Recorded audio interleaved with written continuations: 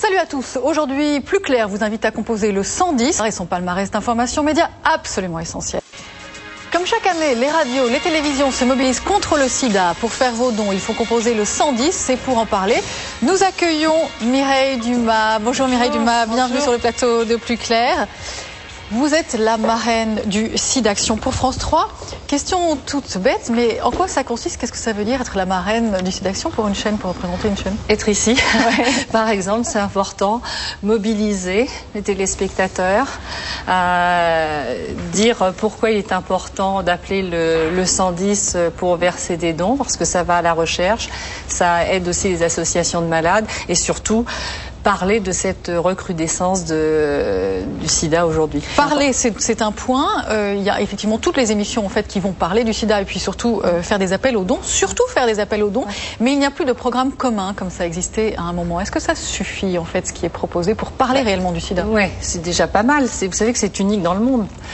11 chaînes de télévision réunies et 5 antennes de radio qui s'unissent pendant plusieurs jours ensemble dans des programmes. C'est pas mal. On est au-delà de la guerre des chiffres pour une fois et des audiences. Mais vous qui aimez aller en profondeur dans les sujets, est-ce que vous trouvez qu'on évoque ou qu'on aborde suffisamment Non, on devrait le faire de toute façon. Vous savez, on devrait le faire tout au long de l'année. Ouais. C'est toujours bien une mobilisation là pour percevoir des dons, parce que c'est sûr. Vous savez, la piste c'est quand même trouver des vaccins. Hein. C'est une épidémie, donc il faudrait avancer sur la piste des vaccins. Mais pour autant, il faut le faire tout au long de l'année. Il faut alerter. En dehors des chaînes de télévision et des antennes de radio, il y a 4500 bénévoles qui travaillent dans l'ombre. Cette semaine, Line Renaud et Pierre Berger ont donné le coup d'envoi de ce marathon médiatique. Nous les avons suivis, Damien Cabrespine. Rappelons les chiffres principaux, Mireille Dumas. Le sida dans le monde, c'est une contamination toutes les 6 secondes et un décès toutes les 10 secondes. 40 millions de personnes vivent avec le sida. La France compte environ 150 000 séropositifs avec 10% de nouvelles contaminations par an chez les jeunes de 15 à 24 ans. Pas uniquement. Alors c'est là-dessus que je voudrais attirer l'attention de tous. C'est vrai que ça touche en particulier les nouvelles contaminations, donc les jeunes dans la tranche de 15 à 24, mais aussi, et ça peu de gens le savent, les femmes qui ont environ la quarantaine, entre 40 et 50 ans. Parce que les familles sont explosées, parce que divorce, parce que justement partenaires multiples. Et donc la femme est aussi peut véhiculer ce virus. De votre point de vue, est-ce qu'il n'y a pas eu un échec de communication autour du sida, dans la mesure où on a annoncé la trithérapie, donc une manière non pas de se soigner, mais en tout cas de vivre avec la maladie, et il y a eu une confusion, on s'est dit... Tout à fait, Florence, vous avez raison, mais ce n'est pas même un échec de communication, enfin, c'est-à-dire qu'il y a eu une sur-communication, c'est même le contraire, mais c'est donc l'échec, à vouloir à ce point communiquer sur la trithérapie, ce qui fait que effectivement les jeunes et la population tout entière s'imaginent effectivement que l'on peut guérir, je pense, dans l'inconscient du sida. Voilà. Sur le plan de l'international, il faut dire qu'il y a 27 millions de personnes touchées par le sida en Afrique. Oui. Ce qui signifie aussi que ce sont des générations qui sont sacrifiées, puisque ce sont des gens très jeunes qui sont atteints par la maladie. Ils sont rayés de la carte. Et 25 ans, ça signifie qu'il n'y aura pas d'enfants pour prendre la relève aussi sur le plan économique. Ouais, donc c'est monstrueux.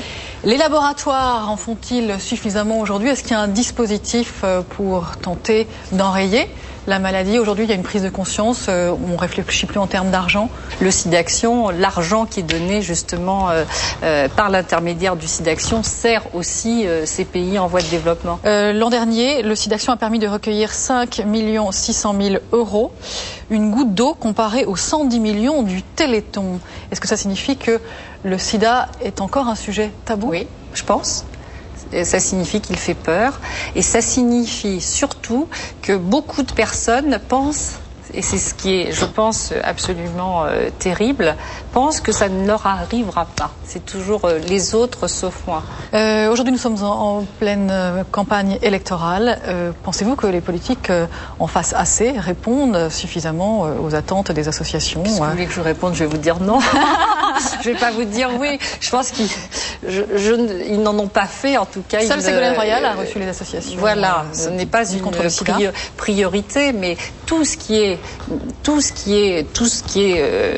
d'une question de santé publique aujourd'hui doit devenir une priorité. Et c'est évident que le virus du VIH, donc SIDA, est une des priorités. Mireille Dumas, merci d'avoir parlé du SIDAction avec nous. On a évidemment envie d'évoquer votre actualité aussi, vie privée, vie publique. Mercredi soir, vous avez consacré votre émission à la prostitution. Ça a plutôt bien marché, un meilleur score que ceux que vous avez rencontrés en début d'année. Et vous souffrez effectivement de cette concurrence des experts, par exemple, sur TF1, qui est très forte. Oui, du sandwich, si j'ai bien pris, entre la nouvelle star et les experts. Et donc on a eu un début d'année un tout petit peu difficile. Et là, je parle depuis janvier, là, on est très contents. En même temps, est-ce que ça vous oblige pas à traiter certains thèmes? Parce que la prostitution, ça marche toujours, j'ai envie de dire. Non. C'était lancé depuis fort longtemps et on devait diffuser même il y a, vous voyez, 2 mois. Et ça tombait en période de vacances scolaires, et donc avec la chaîne on s'est dit que ce n'était pas un sujet qu'on pouvait aborder à ce moment-là qui n'était pas très familial, donc on a préféré sortir des vacances. D'aucuns pourraient penser qu'il y a une usure du concept de vie privée, vie publique. Mais de toute façon, il faut toujours se renouveler en permanence. Moi, chaque année, je me renouvelle et ça, c'est important de toute façon. Je pense que les concepts, en même temps, s'usent assez vite à la télévision et en même temps, moi, ce que j'apporte, c'est du débat et du témoignage, et vous savez que c'est inusable par rapport justement au programme. Après, c'est une question de la façon dont on présente les choses, de forme. De toute façon, vivre, c'est bouger, c'est prendre des risques. J'en ai toujours pris et je continuerai à en prendre. À noter que ce soir, France 2 consacre son symphonique show au SIDAction, et on va parler maintenant de politique en chiffres. Au moment où il y a une demande très forte de débat, les règles sont de plus en plus contraignantes. Les émissions doivent respecter scrupuleusement l'égalité du temps de parole des candidats, et c'est un vrai casse-tête, Marie-Laurence Rincé.